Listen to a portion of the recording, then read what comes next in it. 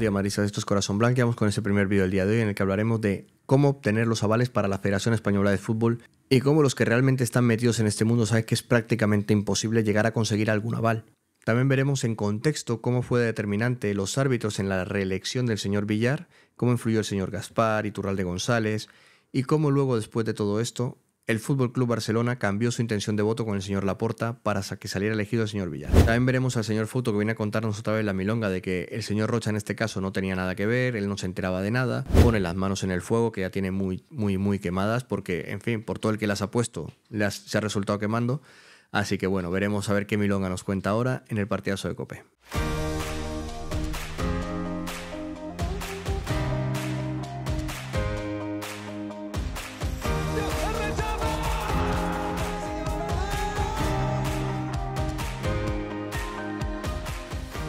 Gran pantomima de los avales en la federación. Una mafia que señala árbitros y al Barça y donde hay amenazas de vídeos. Ese es el relato de los mitos y leyendas a la hora de recopilar un documento clave en las elecciones.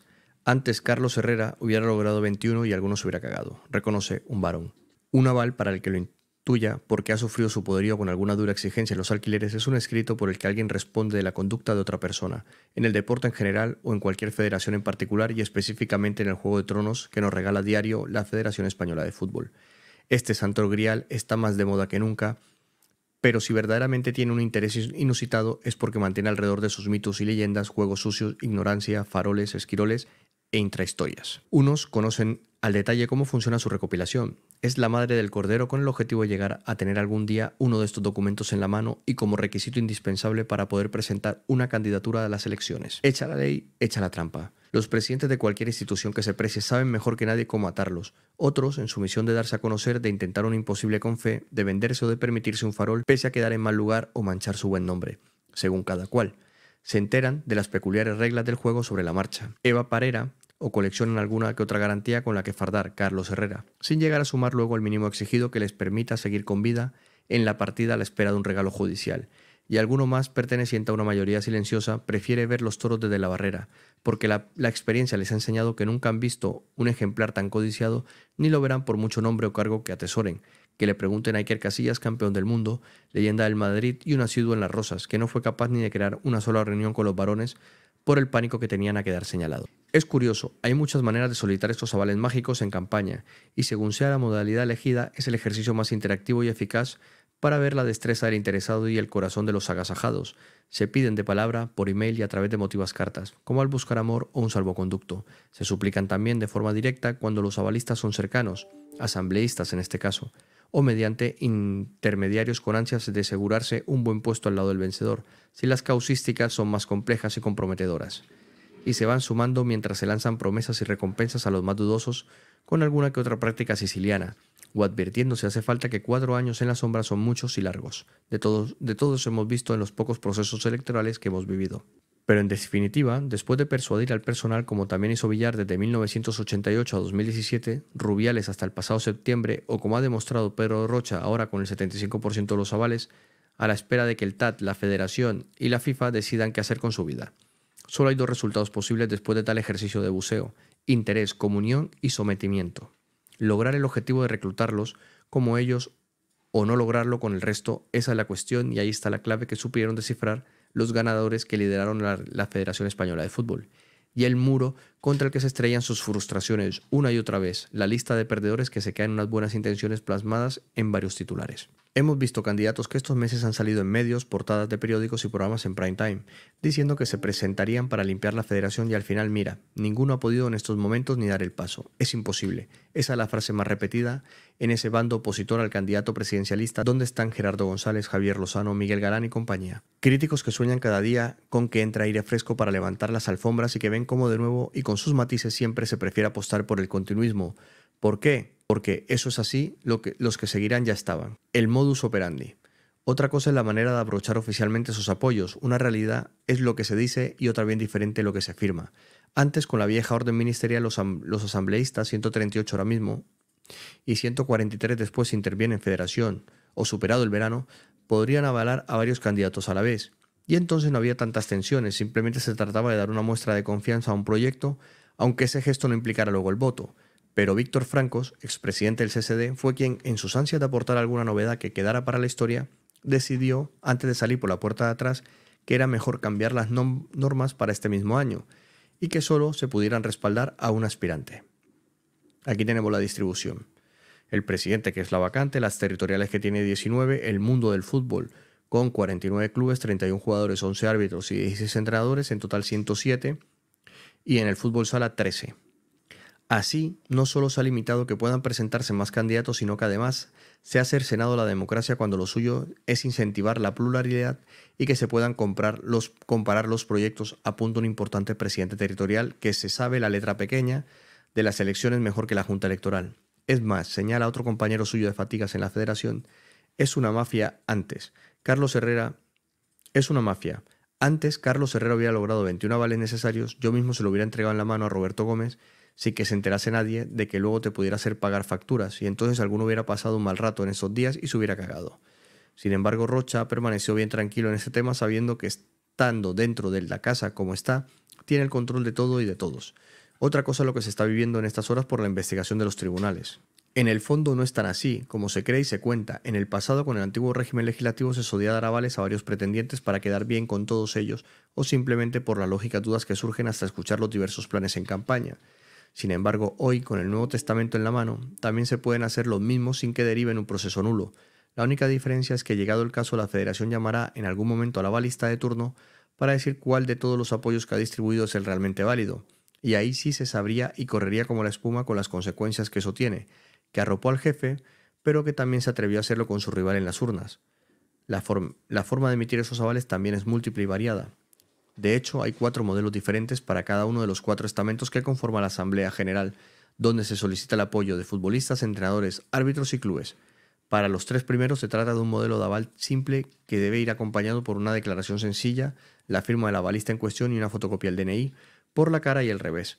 Es un proceso que en principio se realiza electrónicamente, pero que puede ser rellenado hasta a mano. Después, con un plazo concreto, los originales tienen que ser entregados en persona en la Federación. Y aquí tenemos un ejemplo de cómo sería ese papel, el modelo escrito, vamos. Así lo hicieron el pasado martes y el miércoles varios presidentes territoriales en una quedada cara a cara con el propio Pedro Rocha, como portavoces y mensajeros de sus avalistas en las diferentes regiones. Lo suyo es dárselo a él antes que ir a la ventanilla de la Federación, o a lo sumo. También se puede hacer llegar sin necesidad de desplazarse a Madrid como quien baja al Moro, contratando un servicio externo como Seguro Correos. El caso de los clubes es particular. Además de la firma del presidente, del representante legal de la entidad y la fotocopia del DNI, hay que unir el sello oficial del club más una hoja anexa con la firma del secretario de la entidad. Las claves. Cuando históricamente se señala a los presidentes territoriales de la Real Federación Española de Fútbol como protagonista determinante de esta historia, no es por capricho, es la realidad. Las 19 territoriales, 23 sumando interterritoriales canarias y vascas, actúan como los amos en sus respectivas zonas. Caciques del cortijo para algunos, los asambleístas de sus comunidades autónomas suelen votar en bloque, porque son los mismos que elevaron en su día al presidente territorial, y por tanto la mayoría suele ir en consonancia con sus opiniones y actuaciones. De ahí que la gran lucha desde todos los sectores con ganas de pescar sea por gozar de la confianza de estos poderosos directivos que arrasan en sus elecciones locales cada 4 años. Tener a estos escuderos siempre con las líneas prietas durante casi 29 años fue la fuerza y estrategia más determinante de Villar, que en la era moderna no tuvo ni que pelear en las urnas y fue proclamado por aclamación en los años 2000, 2008, 2012 y 2016. Solo Gerardo González, que fue su secretario general, se atrevió en 2004 a pelear la presidencia con una derrota por los pelos 98-78, debido a que los árbitros, a los que tenía convencidos, se dieron la vuelta en el último instante. Una persona de su máxima confianza, presente en aquella candidatura rupturista, lo recuerda así. Los árbitros aparecieron a última hora con la papeleta en el bolsillo para Villar por orden de Sánchez Arminio y el expresidente culé Joan Gaspar, que entonces era presidente del CTA y vicepresidente federativo respectivamente. Los llegaron a concentrar en un hotel antes de votar para que nadie se dispersara o se escapara por la gatera. Aunque puestos a contar detalles de aquella noche de autos, pasaron muchas más cosas. Sebastián Losada, el tercer candidato entonces, a estas horas no recuerda a nadie, no consiguió ningún apoyo. La Liga de Fútbol Profesional, ahora la Liga, se dividió como en este 2024, ya empieza también a vislumbrarse, y Barcelona, Athletic, Racing, Betis, Eibar, Tenerife y Osasuna rompieron la disciplina de voto de la patronal a favor de Villar. Como también hicieron, según las crónicas de la época, los entrenadores Gregorio Manzano, Gonzalo Hurtado y Miguel Ángel Lotina, junto al presidente de la catalana, Jaume Roura. Además, en la fiesta de cierre de campaña del ganador, este consiguió persuadir a Baleares y Murcia. Los avales son para los candidatos como las remontadas para el Real Madrid. No hay que descartarlos hasta el último minuto. Después de 2008, el todopoderoso Mateo Alemán hizo un amago de volver a la carga, pero no llegó ni a presentarse porque los estatutos no se lo permitían por ciertas incompatibilidades. Ahora ha vuelto al foco más como SEO que como opción presidencial. Más tarde, Miguel Galán, Jorge Pérez y hasta Casillas tantearon los apoyos del personal y vieron que era adentrarse en una selva con cocodrilos y serpientes. El director de Senafe, que prefirió centrarse más tarde en la pelea con la madrileña, mientras acudía a los tribunales para hacer oposición, recuerda así su experiencia, sin importarle como otros ceder su nombre y apellidos y sin exigir anonimato. Lo que yo viví fue mucho más complicado. Era pelear contra Villar, que era el dueño de España.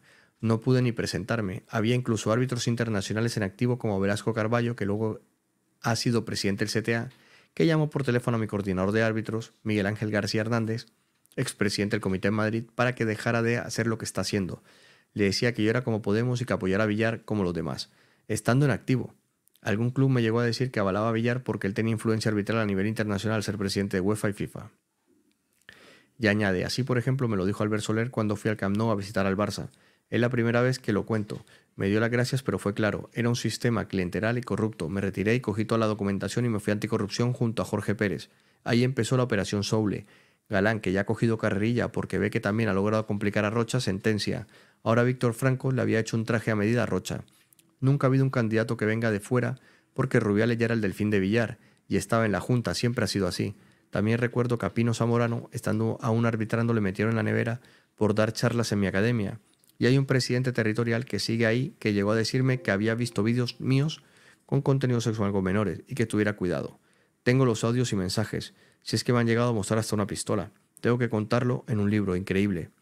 ¿Cómo va a lograr alguien un mísero aval con esta gente? Situación en nuestros días. Hasta 2018 el término aval permaneció saliente hasta que Luis Rubiales, motivado por la experiencia de su colega Pedro Sánchez, contra viento y marea, cogió su coche y a su tío cuando era un uña y carne y se recorrió España en busca de esos documentos que le permitieran asaltar los cielos.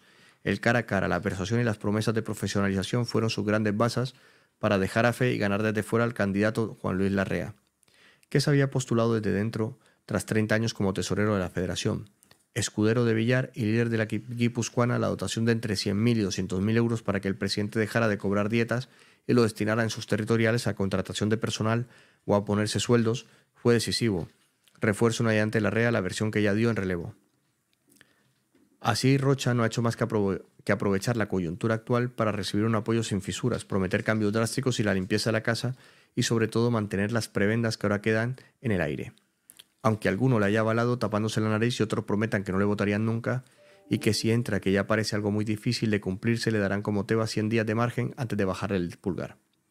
Si todos los presidentes le han apoyado y tú te quedas apartado, al final lo pagas.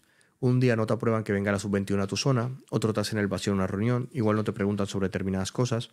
Al final lo paga el presidente y su gente, y hay que ser responsables. Reconoce uno de los presidentes norteños con menos sintonía con el futuro mandamás que, como desveló este periódico, sigue tirándose de los pelos junto al resto por no haber destinado al menos 21 de los 107 avales presentados por Rocha para postular a otro valor en la sombra, como estrategia por si la justicia acorralaba al hombre del consenso.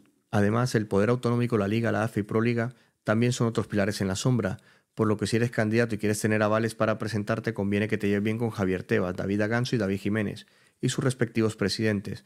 Todo lo demás, ser buena persona, un líder en el trabajo, gozar de la simpatía de tu comunidad y tener un currículum inmaculado no sirve más que para tener la conciencia tranquila. La prueba más evidente es que Eva Parera, que fue la primera fuera de la federación en revolverse, no ha podido presentarse pese a estar muy preparada. Tener buenos contactos en el gobierno, una experiencia dilatada en la gestión política y conocer al dedillo el mundo del deporte que ha mamado de su padre, el mítico culé Antón Parera. No le han echado un capote de la Junta Electoral porque tampoco es su misión ni para ojear el censo con la intención de ver los contactos de los asambleístas, para saber qué puertas tocar. O ahí está Carlos Herrera, líder de opinión con millones de oyentes, como audiencia en la COPE, que solo ha podido amagar pese al intento de algunos clubes profesionales en catapultarle, Betis, Villarreal, Rayo, Getafe, Levante y Ponferradina, de un par de futbolistas y el incansable trabajo de su ayudante Roberto Gómez. El periodista Cuenta no paró de pedir apoyos para él a todo el mundo, ni en la boda del alcalde Almeida. Solo por estos ratos y por verlos hasta en la sopa de banquetes de Tronio, ya merecen la pena los avales, y sobre todo porque igual en unos días hay que volver a solicitarlos. Bueno, y para poneros en contexto, para que saliera elegido Ángel María Villar, los árbitros cambiaron su intención de voto. ¿Qué hicieron con esto? Les reunieron a todos en esa famosa cena en la que estuvo Iturralde González controlando para que ningún árbitro se descarriara en esa decisión, y todos los árbitros pudieran votar al candidato que el CTA estimaba oportuno. ¿Quién lo llevaba? Gaspar, expresidente del Fútbol Club Barcelona, uno de los que pagó al exvicepresidente del Comité Técnico de Árbitros, Enrique Negreira. Dicho esto, luego el Fútbol Club Barcelona también cambió su intención de voto en favor del señor Villar, aparte de otros clubes, ¿vale? ¿Qué hacía el Fútbol Club Barcelona en ese momento con el señor Laporta? Pagar al vicepresidente del Comité Técnico de Árbitros. ¿Quién maquinó toda esta maniobra con el señor Villar? Sánchez Arminio, que era presidente del CTA, del Comité Técnico de Árbitros. ¿Y su segundo quién era? Enríquez Negreira. ¿Tenía a mano el señor Enríquez Negreira, como nos han hecho ver, que no pintaba nada? Yo creo que sí. ¿Sabía el señor Sánchez Arminio, que en paz descanse, lo que hacía el señor Enríquez Negreira? Yo creo que sí, es mi opinión. Y la cronología y los hechos, cómo se van desarrollando, me invitan a pensar que también. Así que bueno, yo lo dejo ahí, o lo traigo a colación porque esa manera de coger los avales tiene mucho que ver con lo que estamos viviendo hoy, con el tema del caso Negreira, con el tema de la federación, con el tema del CTA, en fin, con todas estas corruptelas que hay dentro y que van saliendo día sí, día también, pues lo tenemos ahí. Así que bueno, vamos a seguir con el vídeo y escuchar al señor Isaac Fouto. Además, yo no voy a hacer Juanma, no voy a hacer lo que han hecho con los amiguitos de Luis Rubiales, que eran amiguitos de Luis Rubiales y luego le han dado la patada. Si yo no voy a hacer eso con Pedro Rocha, si yo conozco a Pedro Rocha hace ya 20 años, si yo sé que ese hombre no ha cogido un duro de la federación, si yo sé de lo que estoy hablando, por eso voy con los pelos de la burra, si yo sé a quién estoy defendiendo, lo sé perfectamente y no voy a hacer. Hay gente que está esperando que le dé la patada a Pedro Rocha como han hecho con Rubiales y no lo voy a hacer, no lo voy a hacer. No lo voy a hacer. A ver qué dice Fouto de Pedro Rocha. Pues digo lo mismo que hace una semana. Voy a decir lo mismo que hace una semana. Pero Fouto, que tú no eres el abogado de Rocha. No, es que están esperando. A ver qué dice Fouto de Rocha ahora. Lo mismo, para que os quedéis tranquilos. ¿Quién está esperando? Pero aquí nadie ha dudado de que este mucha señor haya llevado dinero. Mucha gente. Si nadie ha dicho que haya metido la mano en la caja. Si nadie está hablando de que yo soy de los convencidos de que este señor efectivamente no estaba en las componendas, pero por error o omisión o por mirar para otro lado o porque no se ha preocupado de eso, pues está. Y ojalá dimita mañana. Ojalá dimita mañana. Creo que porque yo a la gente que le tengo cariño y la quiero, no quiero que estén en esos puestos que son de víboras. Ojalá dimita mañana. Yo creo que después de lo que llevamos viviendo, el mejor favor que le puede hacer al fútbol español. El futuro del fútbol español no puede pasar por Pedro Rocha. Claro. ¿Vale? O sea, no podemos empezar una nueva etapa con Pedro Rocha. Pues eso se lo tendrás que... Bueno, el titular es que el gobierno no quiere a Pedro Rocha como presidente de la federación. pues no lo entiendo. ¿Y a quién quiere el gobierno? Pues eso se lo tendrás que preguntar al gobierno. Pero lo puede impedir que sea mañana, porque mañana en teoría se le proclama, ¿no? Salvo inhabilitación. Eso es. Mañana será oficialmente presidente. Pero van a forzar su dimisión. ¿Van a forzar su dimisión? Sí. O sea, no su inhabilitación, sino que directamente convoque las siguientes elecciones. Que convoque elecciones y se vuelva a presentar otra persona, no sabemos quién será. ¿Vas a dar la información así con frases? Claro, pero si me has dicho un titular sí, que quieres que te... Pero ya, claro, una vez que ya has generado este interés, nos importa saber exactamente por dónde van a ir los acontecimientos. Es muy importante lo que estás contando. Bueno, Rocha mañana es presidente de manera oficial y la sensación que hay, por todo lo que ha venido sucediendo en las últimas semanas, es que no quieren que Pedro Rocha sea el presidente de la federación. Hay preguntas que se hacen en el aire, por ejemplo, ¿por qué la UCO hace 3 semanas, cuando registró la federación, le dijo al abogado de Pedro Rocha que iban a la federación a buscar algo y que Pedro Rocha no tenía nada que ver en esto? De hecho, ni registraron el despacho de Pedro Rocha y le dijeron que ni se personara por allí porque esto no iba con Rocha. Esto fue hace 3 semanas. Hay gente que se pregunta por qué Rubiales, detenido cuando llegó de la República Dominicana y que se negó a declarar, aún no lo ha hecho ante la jueza y Pedro Rocha sí. Hay gente que se pregunta por qué es citado Pedro Rocha solo 2 días antes de pasar a ser imputado, que es justamente el miércoles pasado. El viernes pasa de ser testigo a ser imputado y solo 2 días cuando ya se sabía que tenía los avales para ser presidente de la federación. Hay gente que se pregunta por qué Andreu Camps, que todos le conocéis, secretario general en la época de Rubiales, todos los contratos de la federación pasaban por Andreu Can, fue como testigo el 14 de febrero y salió como testigo el 14 de febrero. Andreu Can no está imputado y Pedro Rocha, insisto, quien sepa más o menos cómo se dirige la federación sabe que Andreu Can ha participado en todas las operaciones de Rubiales y no está imputado. Y alguien se pregunta por qué se filtra que el TAZ va a inhabilitar a Rocha solo 2 horas después de ser investigado. Son muchas preguntas que la gente se hace en el aire y que seguro habrá mucha gente que las sepa contestar.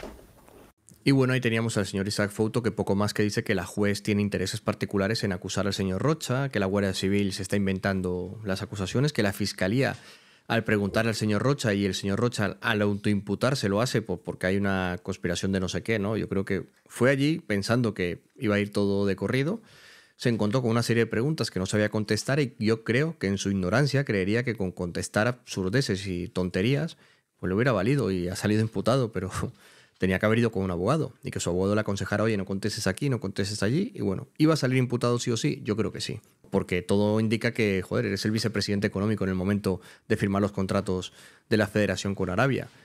Algo tienes que ver, o sea, te encargabas del tema económico, algo tienes que saber, algo tienes que ver. Aunque sea tienes una responsabilidad, aunque sea por omisión, deberías de hacerte responsable por el cargo que ostentas de ese tipo de cosas. No me vale con que la gente diga, o sea, yo voy a un juzgado mañana y digo, no, yo es que no sabía. Digo, no, tendré unas responsabilidades que asumir. Pues ya está. A eso es a lo que vamos. Así que hasta aquí este vídeo de hoy. Se ha quedado un poco largo. Lo voy a dejar con capítulos para que lo podáis acceder a ello todo fácilmente. Y dejadme en comentarios cómo veis el vídeo, qué tal veis a la federación, cómo veis todo esto, los avales, qué os parece. ¿Teníais idea de cómo funcionaba, cómo se escogían, cómo se llevaban? Dejármelo todo en comentarios y lo vamos debatiendo porque sí que siento curiosidad en este caso de saber qué es lo que pensáis de esto o si sabéis que era muy así. Así que nada, nos vemos en el siguiente. Chao.